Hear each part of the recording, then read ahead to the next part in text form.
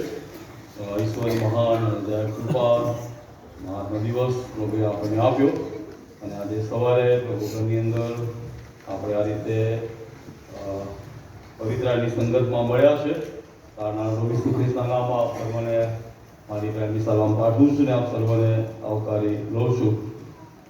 ખાસ કરીને આજનો જે રવિવાર છે એ લિસ્ટ કોઈન સન્ડે તરીકે આપણે દર વર્ષે ઉજવીએ છીએ અને એની અંદર પ્રાર્થનાનું વધારે મહત્ત્વ એ બતાવવામાં આવે છે અને પ્રાર્થના ઉપર એ ભાર મૂકવામાં આવે છે.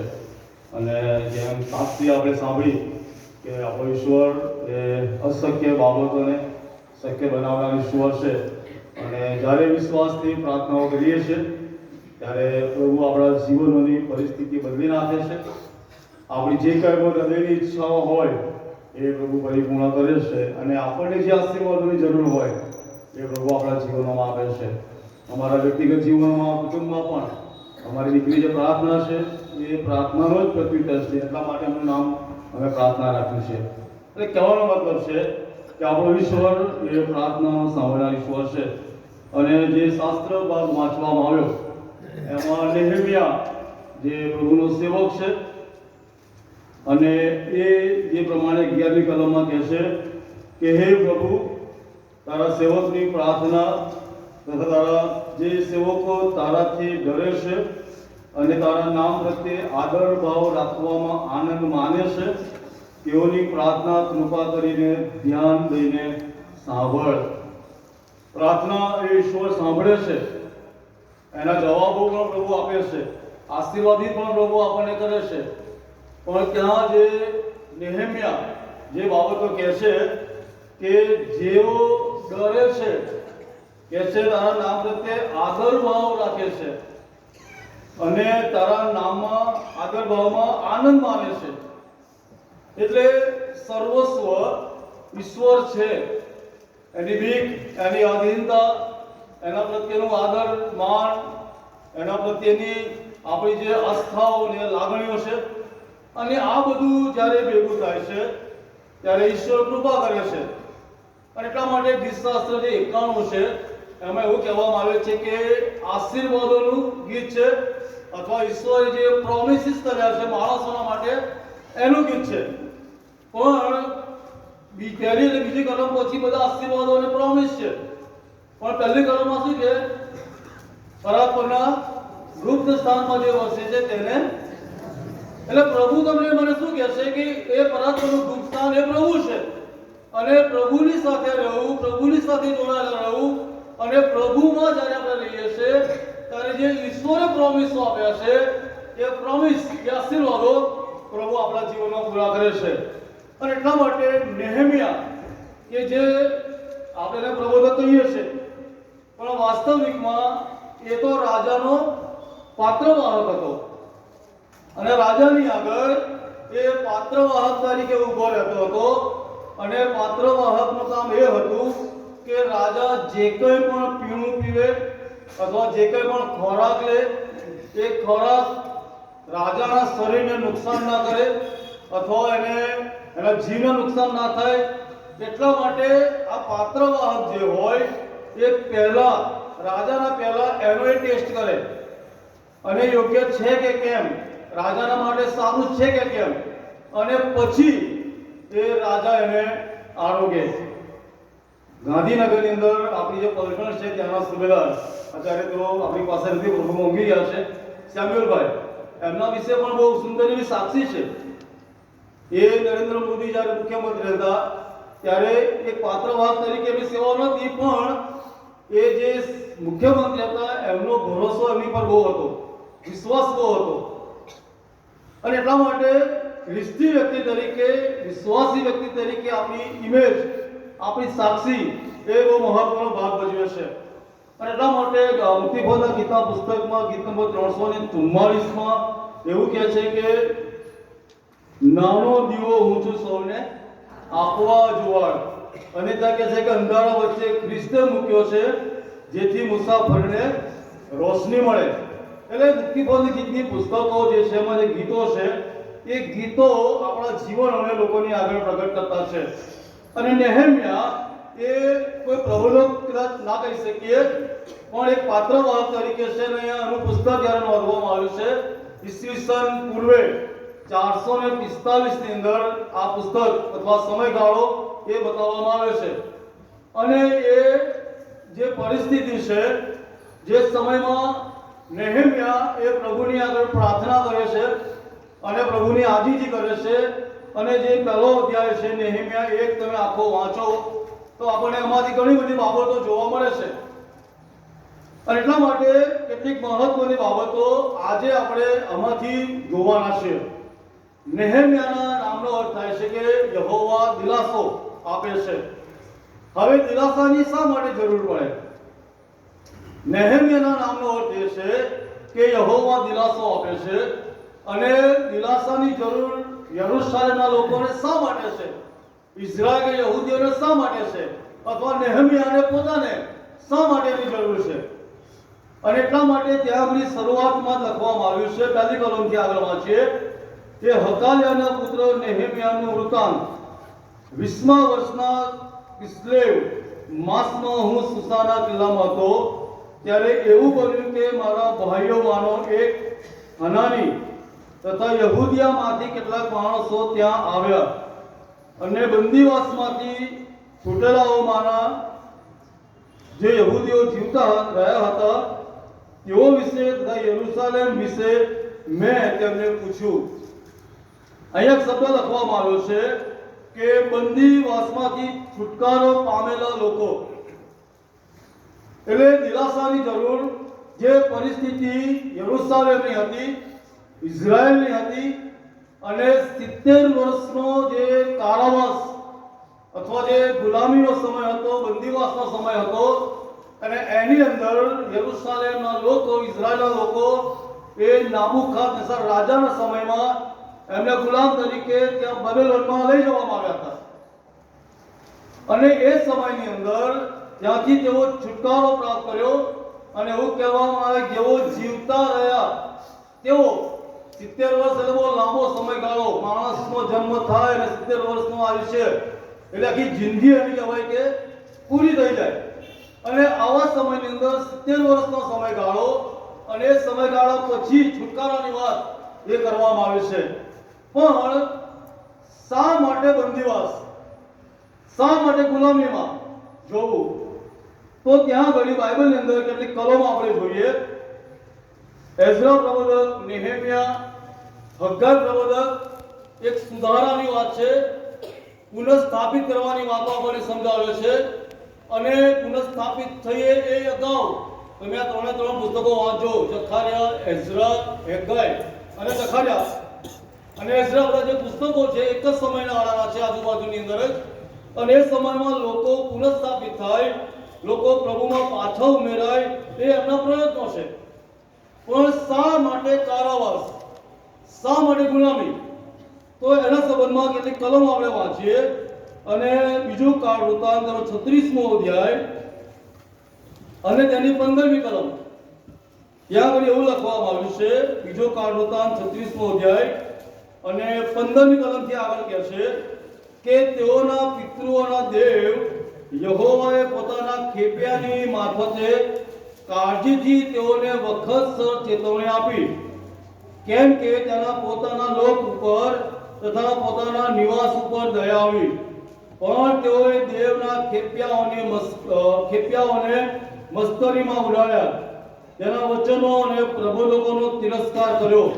તેથી યહોવાને પોતાના લોક ઉપર એટલો બધો ક્રોધ ચડ્યો કે કંઈ જ ઉપાય રહ્યો નહીં. તમે જુઓ કેટલી ભયંકર પરિસ્થિતિ છે. ત્યાં લખવામાં આવ્યું છે કે તેઓના પિતૃના દેવ યહોવાએ પોતાના ખેપિયાઓ મોકલ્યા.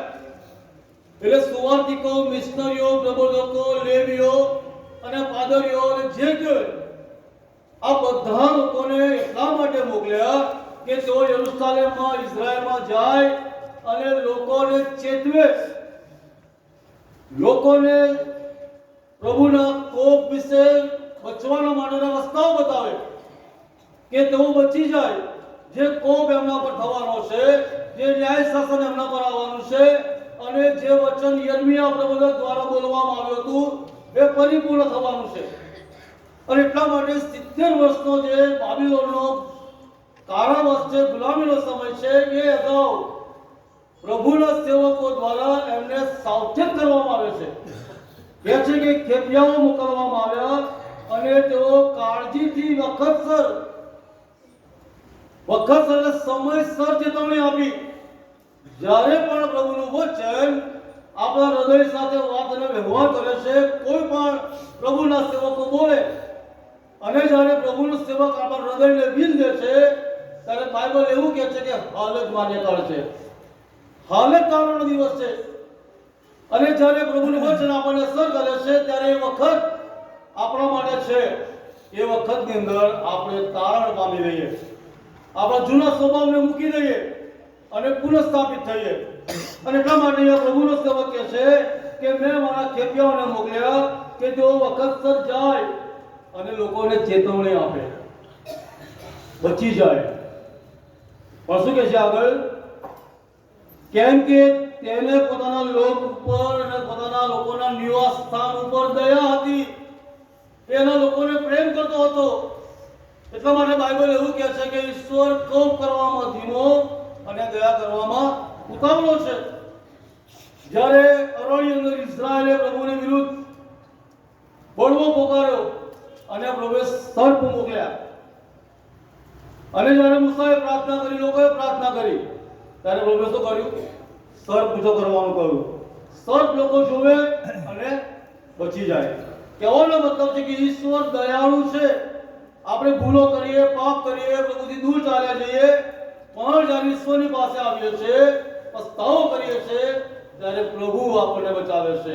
અહીંયા એવું લખવામાં આવ્યું છે કેમ કે તેને પોતાના લોકો ઉપર અને પોતાના નિવાસ સ્થાન એટલે પોતાના મંદિર જેવા જે યરુશલેમમાં હતું એના પર એને દયા આવી.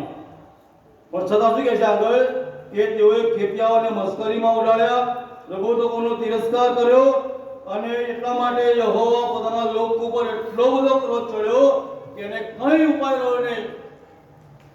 અને આગળની કલમોમાં ઘણું બધું છે, આપણે વાંચીશું નહીં કે શું ન્યાય શાસન આવશે. નાના બાળકો, ધાવણા બાળકોથી લઈ અને પ્રૌઢ સુધી મારી નાખવાની વાત 17મી કલમથી આગળ લખી છે. અને એટલા માટે યર્મિયા પ્રબોધક 29મો અધ્યાય તમે વાંચો અને ત્યાં ઘણી 10મી કલમમાં એવું લખવામાં આવ્યું છે.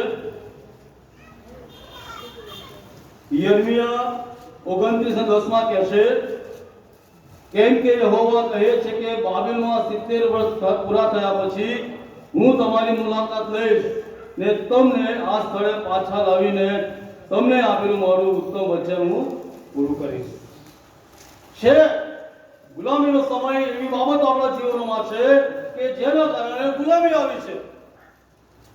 યર્મિયા પ્રબોધક તેનો 32મો અધ્યાય, યર્મિયા પ્રબોધક 32મો અધ્યાય અને 26 થી આગળ વાંચીએ અને ત્યાં આગળ એવું લખવામાં આવ્યું છે કે ત્યારે યહોવાનું વચન યર્મિયાની પાસે આ પ્રમાણે આવ્યું: જો હું યહોવા સર્વ મનુષ્યનો દેવ છું, શું મને કોઈ પણ કામ અશક્ય છે?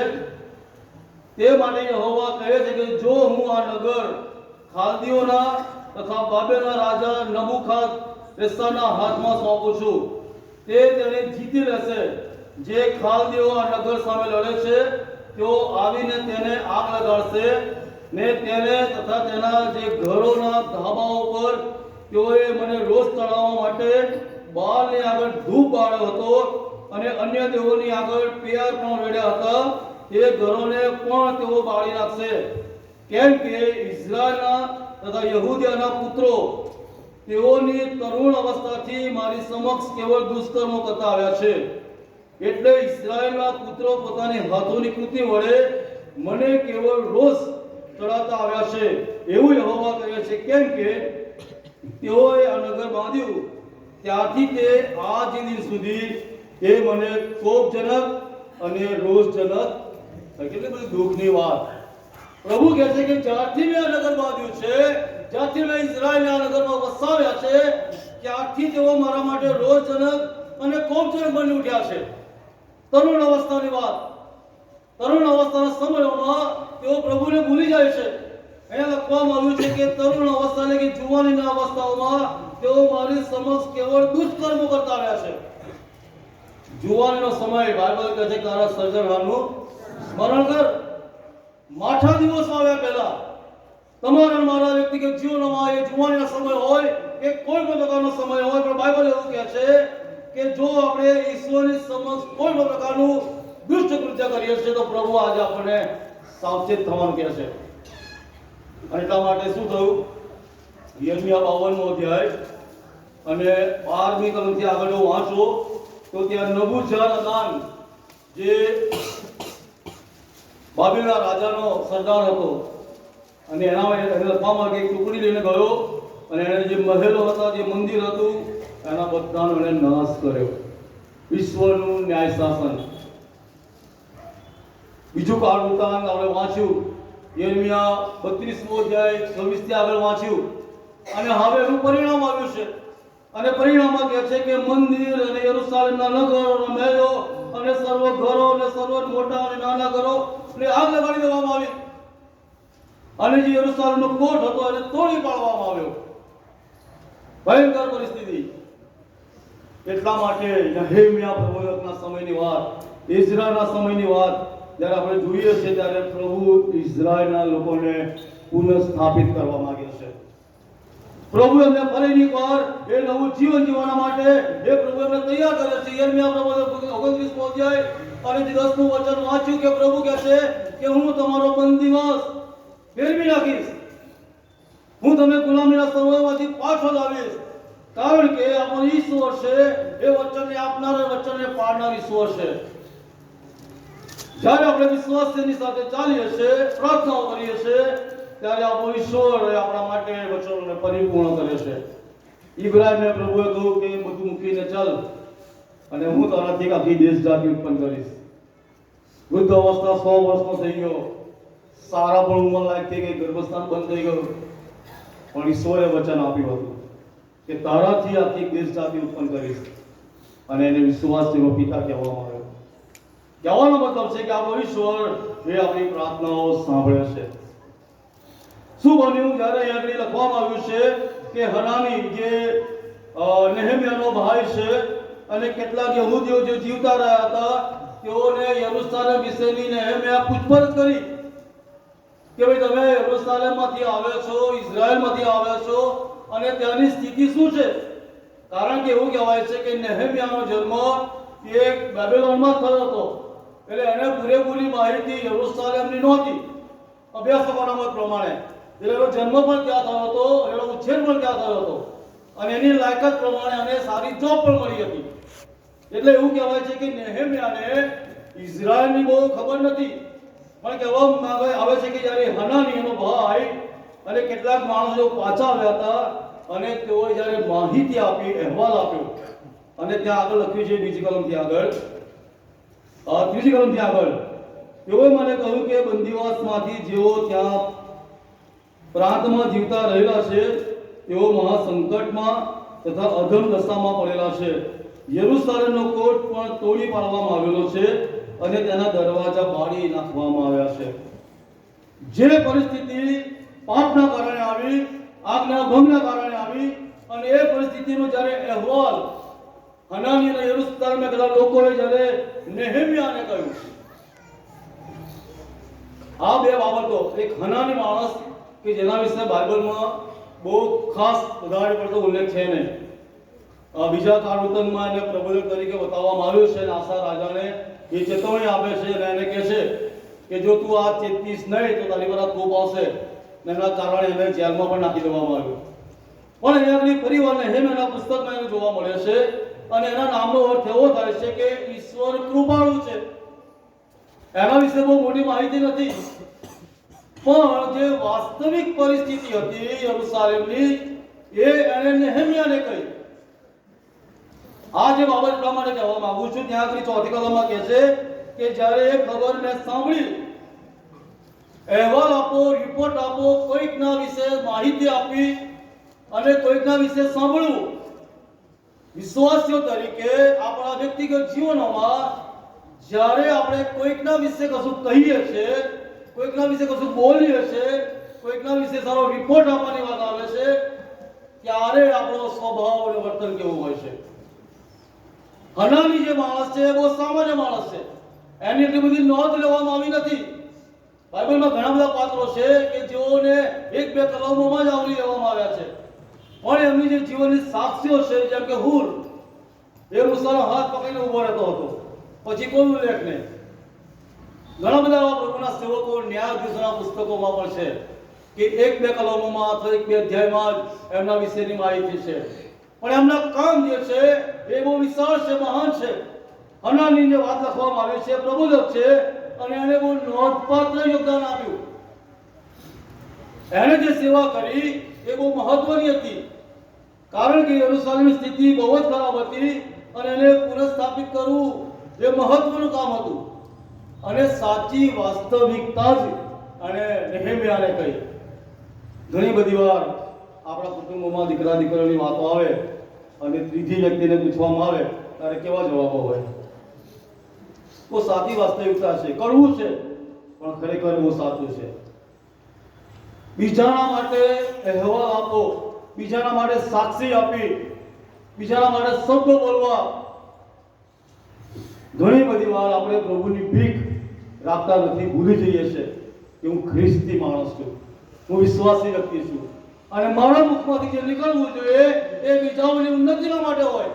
એટલા માટે એફેસીના પત્રમાં 4થો અધ્યાય અને ત્યાં પણ એવું લખવામાં આવ્યું છે, એફએસી 4થો અધ્યાય અને 25મી કલમમાં કહે છે, એ માટે અસત્ય દૂર કરીને દરેક પોતાના પડોશીની સાથે સાચું બોલો, કેમ કે આપણે એકબીજાના અવયવો છીએ. ખ્રિસ્તનું શરીર છે, આપણે મંડળી તરીકે એકબીજાના અવયવો છે.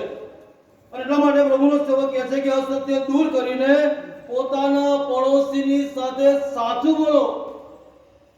હનાની પ્રબોધકે એ જ વાત કરી. એફએસી 4:29 કહે છે કે તમારા મુખમાંથી કંઈ મલિન વચન નહીં, પણ જે ઉન્નતિને સારું આવશ્યક હોય તે જ નીકળે, તેથી સાંભળનારાઓનું કલ્યાણ થાય. નાનો દીવો હું સૌને આપું આ જુવાળ, નાનો દીવો હું. આપણા મુખમાંથી નીકળતા શબ્દો બીજાઓના માટે હિતનું કારણ બને, બીજાઓને કલ્યાણ થાય, બીજાઓને ઉત્તેજન મળે. આપણા મુખમાંથી કેવા શબ્દો નીકળે છે, આપણે કેવા અહેવાલો એકબીજાના માટે આપીએ છીએ. ઘણી બધી વાર મંડળીમાં પણ એકબીજાના માટે આપણે કેવા અહેવાલ આપીએ છીએ, રિપોર્ટ આપીએ છીએ. વિશ્વાસીઓ તરીકે મારા સાથીઓ, એ આપણા માટે યોગ્ય નથી. હનાની પ્રબોધક એ સાચી વાસ્તવિકતા, સાચું જ કહેવું. ખોટું કહેવાથી, જૂઠું બોલવાથી, અસત્ય કહેવાથી કદાચ કોઈકના જીવનમાં થોડા સમય માટે તકલીફ ઊભી થશે અને માણસ સહન પણ કરી લેશે, પણ જે માણસે વર્તન કર્યું છે એના હાલ એ પ્રભુ પર મૂકીએ છીએ. પ્રભુ એનો યોગ્ય ઉકેલ લાવશે. એટલા માટે જે મહત્વની બાબત છે કે હનાની પ્રબોધકે સાચો ને યોગ્ય અહેવાલ આપ્યો અને બહુ મહત્વની વ્યક્તિ બની ગઈ, બહુ અગત્યની વ્યક્તિ બની ગઈ. પ્રભુ તમને અને મને એના લોકો તરીકે એ અગત્યની વ્યક્તિ બનાવીને નોંધપાત્ર કામો એ આપણા જીવનો દ્વારા કરાવવા માંગે છે કે જેથી કરીને લોકો નોંધ લે. જેમ હનાની પ્રબોધકની નોંધ લેવામાં આવી, એના કામની નોંધ લેવામાં આવી, એના નામને નોંધવામાં આવ્યું, એની સેવાઓ નોંધવામાં આવી, એને અહેવાલને નોંધવામાં આવ્યો. અને ત્યાં કહે છે કે જ્યારે મેં ખબર સાંભળી, સાંભળવાના માટે પણ બહુ મહત્વની બાબતો છે. શું સાંભળીએ છે, કેવું સાંભળીએ છે, કેવા લોકોની સાથે બેસીને કેવું સાંભળીએ છે. સાવચેત થઈ જઈએ, સાવચેત થઈ જઈએ. બોલવા માટે અને સાંભળવા માટે બે બાબતો પ્રભુ આપણને સાવચેત કરવા માંગે છે. અને એ લખવામાં આવ્યું છે કે જ્યારે મેં સાંભળ્યું, ત્યાં કહે છે કે જ્યારે મેં સાંભળ્યું ત્યારે હું બેસીને રડ્યો. કોકની બરબાદી તમારે આગળ કહેવા માટે આવે, આપણે કહેવા માટે આવે, આપણે શું કરીએ? આપણી મંડળીનો કોઈ માણસ છે અને ખરાબ પરિસ્થિતિમાં આવી ગયો છે અને ભૂલના કારણે કોઈ પણ રીતે, અને જ્યારે એ અહેવાલ આપણે સાંભળીએ છીએ ત્યારે વર્તન કેવું હોય, વલણ કેવું હોય? બાઇબલ શું કહે છે આપણને? કે રડનારની સાથે તમે રડો, આનંદ કરનારની સાથે તમે આનંદ કરો. પણ આપણું વલણ વર્તન કેવું હશે? બરાબર છે, એ જ લાગણી છે.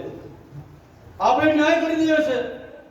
જે સાંભળ્યું છે એના માટે રડવાના બદલે, એના માટે ઉપવાસ કરવાના બદલે, એના માટે પ્રભુની આગળ નમી જવાના બદલે આપણે બીજાઓની વાતો સાંભળીને, બીજાઓનું ખોટું અનુમાન કરીને એનો ન્યાય કરી નાખીએ છીએ. અને એટલા માટે નેહેમ્યા કહે છે કે મેં જ્યારે સાંભળ્યું ત્યારે શું કહે છે કે હું બેસીને રડ્યો અને કેટલા દિવસ સુધી મેં શોક કર્યો. પ્રભુના લોકો તરીકે તમને અને મને બહુ જ હોવો જોઈએ કે જ્યારે મારો ભાઈ દુઃખમાં છે, મારો ભાઈ મુશ્કેલીમાં છે, એના કુટુંબમાં, એના જીવનમાં આ તકલીફ આવી છે, ત્યારે મારી ફરજ બને છે કે હું પ્રભુની આગળ નમી જાઉં, હું શોક કરું, એના માટે પ્રાર્થનાઓ કરું, એના માટે ઉપવાસ કરું. અને પ્રભુ પરિસ્થિતિ બદલશે, તમારા મારા ભાઈની. પણ એ સમયમાં જો આપણે એની મસ્કરીઓ કરીએ છીએ, એની ઠેકડી ઉડાડીએ છીએ, તો ઘણી બધી વાર શું થાય છે? કદાચ કોઈક રીતે પ્રભુ એના હૃદય સાથે વાત અને વ્યવહાર કરે. ખોટી વ્યક્તિ હોય, એને ભૂલો કરી છે, પણ ક્યાંક કોઈ પ્રભુ એની સાથે વાત કરે, જ્યારે પસ્તાવો સહિત પાછો આવે, અને જ્યારે કોઈ વિશ્વાસી વ્યક્તિ એમની ઉપર ખોટા એલિગેશન મૂકે, ત્યારે આ પ્રભુમાં આવેલો આત્મા એ પાછો ચાલે છે અને પ્રભુ એનો હિસાબ એ આપણી પાસે માંગે છે. અને એટલા માટે જે મહત્વની બાબત છે કે નેહેમ્યાએ જે કર્યું એ બહુ જ મહત્વનું છે.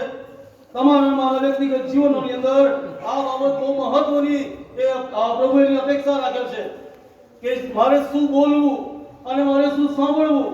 અને જે સાંભળ્યું છે દુઃખદાયક બાબત છે, મારા ભાઈની બાબત છે, મારી બહેનની બાબત છે, મારી મંડળીના કોઈ કુટુંબની બાબત છે, તો હું પ્રભુની આગળ નમું, પ્રાર્થના કરું, ઉપવાસ કરું અને પ્રભુ પરિસ્થિતિ બદલે. બહુ મહત્વની બાબતો વાળા સાથીઓ કે આજે સવારે પ્રભુ આપણી આગળ મૂકી રહ્યો છે. બાઇબલમાં ફિલિપીના પત્રમાં 2 અધ્યાય અને ફિલિપી 2 અને 4થી કલમમાં એવું લખ્યું છે, ફિલિપી 2 અને 4થી કલમમાં, કે તમે દરેક પોતાના હિત પર જ નહીં પણ બીજાના હિત ઉપર પણ લક્ષ્ય રાખો. ખ્રિસ્ત ઈસુનું મન જેવું હતું તેવું તમે પણ રાખો. એટલા માટે પાઉલ શું કહે છે? રડનારની સાથે રડો. જો આપણું કુટુંબ રડી રહ્યું છે તો એની સાથે રડીને પ્રાર્થના કરો. આપણું કુટુંબ દુઃખમાં છે તો એની સાથે દુઃખી થાઓ અને પ્રાર્થનાઓ કરો. એટલા માટે પ્રભુનો સેવક પાઉલ વર્ષો પછી કહે છે કે દરેકે પોતાના હિત પર નહીં પણ બીજાઓના હિત ઉપર પણ લક્ષ્ય રાખવું. કારણ કે ખ્રિસ્ત ઈસુનું મન એવું હતું. બધા સ્તંભથી બોલે, પ્રભુ તેઓને માફ કર.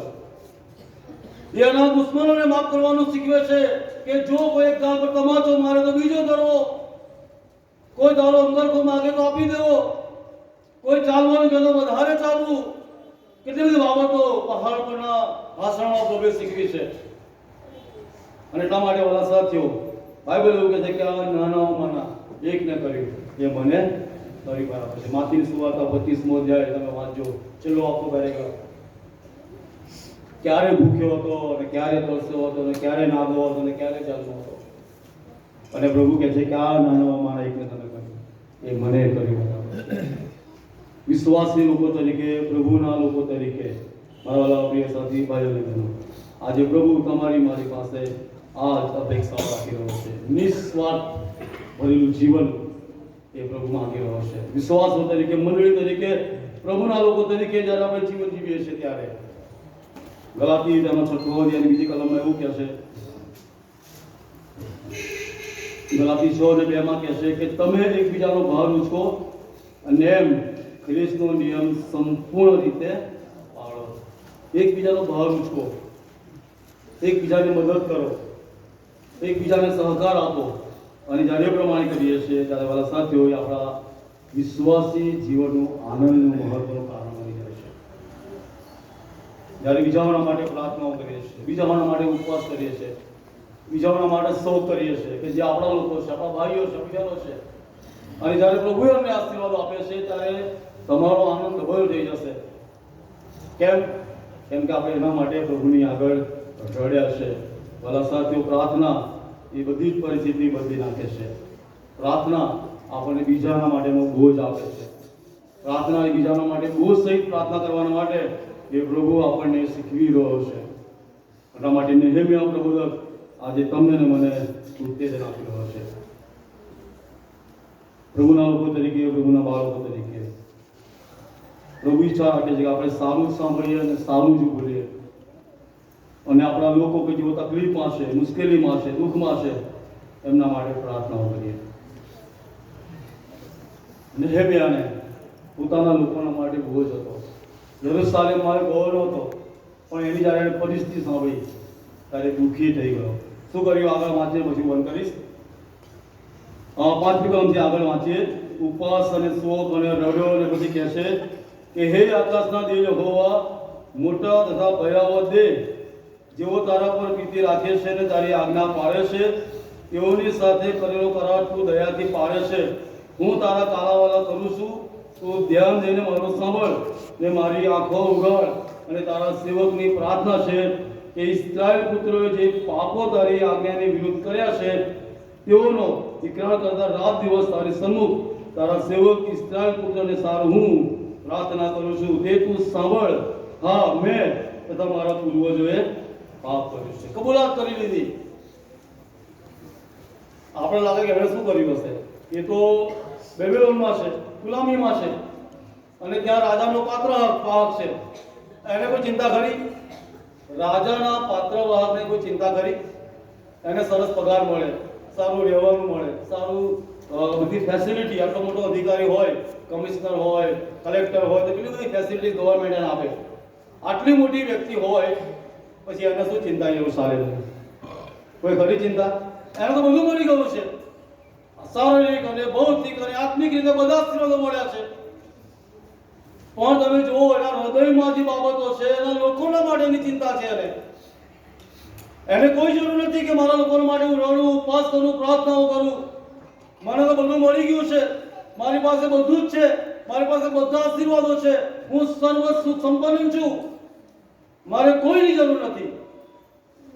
આટલી મોટી વ્યક્તિ, આટલા મોટા હોદ્દા પર હોવા છતાં, બધું એની પાસે હોવા છતાં, એનું હૃદય લોકોના માટે, એના લોકોના માટે, એના ભાઈઓના લોકોના માટે એ રડી રહ્યું છે, દુઃખી થઈ રહ્યો છે. ઘણી બધી વાર આપણી પોઝિશન જે હોય છે એની અંદર આપણું વલણ વર્તન કેવું હોય છે. બીજાઓના માટે, આપણાથી જે ઉતરતા હોય એમના માટેનું વલણ કેવું છે? બાઇબલ કહે છે કે શોક કરે તેઓને ધન્ય છે. આજે સવારે પ્રભુ તમને અને મને એ હાથ મારી રહ્યો છે. અહીંયા નેહેમિયા એ પોતાના પાપોની, પોતાના લોકો એવું ઇઝરાયલ તરીકે ઓળખાય છે, તેઓના પાપોની કબૂલાત કરે છે. કારણ કે મેં અને મારા લોકોએ, અમે અમારા લોકોએ એ તારી આજ્ઞાઓ તોડી છે. મૂસાના નિયમ શાસ્ત્રને અમે પાળ્યો નથી, એને માન્યો નથી, એને ઠુકરાવી દીધો છે. એટલા માટે અમારી પર ખૂબ આવ્યો છે અને ગુલામીની અવસ્થામાં છે. પણ ત્યાં આગળ 11મી કલમ જે વાંચવામાં આવી, ત્યાં કહે છે કે હે પ્રભુ, તારા સેવકની પ્રાર્થના તથા તારા જે સેવકો તારાથી ડરે છે અને તારા નામ પ્રત્યે આદર ભાવ રાખવામાં આનંદ માને છે, તેઓની પ્રાર્થના કૃપા કરીને ધ્યાન દઈને સાંભળ. આજે કૃપા કરીને તારા સેવકને તું આભાર આપ. અને આગળ શું કહ્યું છે? અને આ માણસની તેના પર કૃપા દ્રષ્ટિ થાય. એમ તું કોની કૃપા દ્રષ્ટિ? રાજાની. રાજાને પણ કૃપા દ્રષ્ટિ. કે બીજો જે આપણે ફરી જોઈશું સમય મળશે ત્યારે, અને ત્યાં લખવામાં આવે છે કે રાજાએ એ નેહેમિયાને પૂછ્યું, કેમ ઉદાસ છું? અને પછી આખી પરિસ્થિતિ આપણે જાણીએ છીએ. પ્રભુ પ્રાર્થનાઓ સાંભળે છે, રાજાના મનને આપણા માટે પ્રભુ તૈયાર કરે છે. ગમે તેવા અધિકારી હોય, જ્યારે વિશ્વાસ તેની આગળ નમીએ છે ત્યારે આપણો પ્રભુ એ તમામ પ્રકારના રસ્તાઓને બદલી કાઢે છે. ગુલામીમાંથી 70 વર્ષની ગુલામીમાંથી છુટકારો થાય એ માટે નાબુકદનેસ્સર રાજાનું જે સૈન્ય હતું, જે સત્તા હતી, એને ઉથલાવી નાખવામાં આવી. અને બીજો રાજા કે જેના હૃદયમાં પ્રભુની ભીખ હતી, એવા રાજાને મૂકવામાં આવ્યો. અને યરુશલેમની જે પરિસ્થિતિ હતી એનો સુધારો થાય એ માટેના પ્રયત્નો કરવામાં આવ્યા. આજે સવારે પ્રભુનું વચન આપણી પાસે આવ્યું છે. ચોક્કસ આપણો પ્રભુ એ પ્રાર્થનાનો સામાન ઈશ્વર છે. અને જ્યારે વિશ્વાસથી એની પાસે નમીએ છીએ, પાપ કબૂલાત કરીએ છીએ અને પૂરેપૂરું સ્વાર્પણ એ પ્રભુની આગળ કરીએ છીએ, ત્યારે ચોક્કસ પ્રભુ એની કૃપા દ્રષ્ટિ આપણા પર કરે છે, આપણા જીવનોને આશીર્વાદિત કરે છે. હજુ પણ જો આપણે ખોટું સાંભળી રહ્યા છે, કોઈના માટે ખોટું બોલી રહ્યા છે. માથીની સુવાર્તા 5મા અધ્યાયમાં કહે છે કે જૂઠી વાતો અસત્યતાથી કહેવી. ઘણી બધી વાર એવું બને છે, જૂઠી વાતો, કેટલીક વાતો અસત્યતાથી કહેવી, પણ પ્રભુ એનો ન્યાય બધા સાથીઓ કરશે. એ હું હોય પછી કોઈ પણ હોય. પ્રભુ વચનો સમજવા માટે આપણે બધાની સહાય મદદ કરીએ. Thank you. પ્રાર્થના કરીએ. સુંદર વચન માટે પ્રભુનો આભાર માનીએ. આપણે આપણા જીવનમાં દ્રષ્ટિ કરીએ અને ફરીને એકવાર પ્રભુના હાથમાં સોંપાઈએ. તે ગાઈએ, આવું છું તુજ પાસ, આવું આ પડે રખતે મને દોયલા, જે કૃતિ નીકળે. અને ત્યારબાદ મેજર સાહેબ છેલ્લી પ્રાર્થના કરાવશે, છેલ્લા આશીષ વચન ઉચ્ચારશે. હવે હાલેલુયા ટેક ગાઈશું અને ત્યારબાદ આ સભાને પૂર્ણ કરીશું. આવું છું તુજ પાસ, આવું આ પડે રખતે મને દોયલા, જે પ્રાર્થના કરીએ. પ્રભુ, અમે તમારી આગળ આવ્યા છીએ, જેવા પણ છીએ તમારા બાળકો છે, તમારા લોક તરીકે પ્રભુ તમે અમને આ જગતમાં અલગ કરીને જુવાળના દીકરા તરીકે પ્રભુ અમને સ્થાપિત કર્યા છે. કારણ કે પ્રભુ અમારા જીવન દ્વારા બીજાઓ સુધી તમારો જવાબ પહોંચે. આજે શૈતાન એક ક્યાંક ને કોઈ રીતે અમને અંધકારમાં લઈ જવાનો પ્રયત્ન કરી રહ્યો છે. એટલા માટે ઘણી બધી વાર અમારા જીવન દ્વારા તમને ન ગમતી બાબતો પ્રભુ થઈ જાય છે. પણ આજે સવારે અમે તમારી આગળ નમ્યા છે. પ્રભુ, તમે દયાળુ અને કૃપાળુ ઈશ્વર છો. કોપ કરવામાં ધીમા છો, દયા કરવામાં ઉતાવળા પ્રભુ છો. જેમ બાપ પોતાના છોકરા પર દયાળુ છે, એમ પ્રભુ તમે તમારા ભક્તો પર કૃપાળુ છો. આજે સવારે પ્રભુ મેં તમારી આગળ અમારા જીવનોને મૂકી દઈએ છીએ. હજુ પણ પ્રભુ મેં તમારા જ્વાળાથી દૂર છે. હજુ પણ એવી કોઈક બાબતો જે પ્રભુ અમે કરી રહ્યા છીએ જે તમને ગમતી નથી. એવી કોઈક બાબતો છે જેના કારણે બીજાઓની આંખોમાં આંસુ આવે છે, દુઃખ થાય છે. પ્રભુ, આજે નહેમિયાની જેમ અમને પ્રભુ બોજ અને દર્શન આપો. નહેમિયાની જેમ પ્રાર્થના કરવા માટે, શોક કરવા માટે, રડીને પ્રાર્થના કરવા માટે, ઉપવાસ કરવા માટે પ્રભુ તમે અમને તૈયાર કરો. હનોની જેમ પ્રભુ તમે અમને તૈયાર કરો. અને પ્રભુ મારા જીવનો થકી પ્રભુ તમે મહિમા કરો. અમારા મુખો દ્વારા, અમારા વર્તનો દ્વારા, અમારી વાણી દ્વારા, અમારા વિચારો દ્વારા કેવળ ને કેવળ પ્રભુ તમને મહિમા મળે એવી કૃપા અમે માગીએ છીએ. તમારા દીકરા પ્રભુ ઈસુ ખ્રિસ્તનું લોહી આજે સવારે અમે પ્રભુ માગીએ છીએ. એ લોહીથી ફરીને એકવાર પ્રભુ તમે અમને શુદ્ધ કરો, પુનઃસ્થાપિત કરો અને મારા જીવનો પ્રભુ તમારામાં તૈયાર થાય એવી કૃપા અમે માગીએ છીએ. અમે બધા જ પ્રભુ તમારા હાથોમાં અમારા જીવનોને મૂકીએ છીએ. આ સગળું માગ્યું અમારા મુક્તિદાતા પ્રભુ ઈસુના નામમાં સાંભળવું માન્ય કરો બાબા. સર્વ બાબતે લાગીશું. ત્યાર પછી આશીર્વાદો ચડવામાં આવશે એટલે અહીંથી જે પ્રાપ્ત કરવું.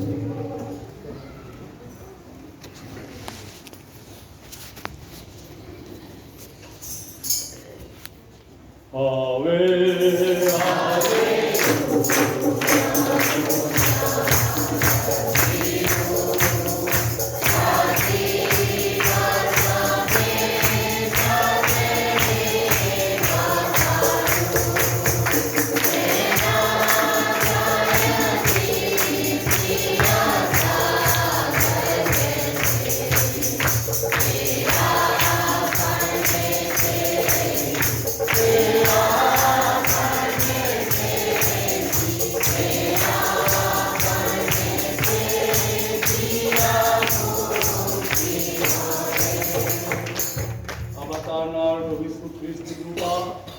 દેવ બાપનો પ્રેમ અને પ્રભુ પવિત્ર આત્માની દિવ્ય વિધિમતોની સંગત અને તેની શાંતિ, સલામતી અને તેનો આશીર્વાદ અહીંયા જો રમેલા છે તેઓની સાથે, અમારા નડિયાદ સેવકો કોટ અમારા કે કુટુંબની સાથે, વિશ્વાસીઓની સાથે હમણાંથી લઈ અને સદાને સર્વકાળ સુધી વધે. Thank you, Jesus. Thank you, Jesus. Thank you, Jesus.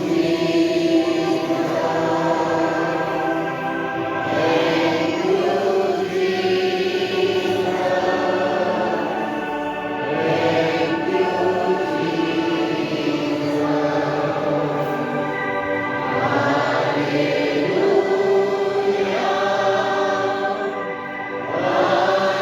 Hallelujah.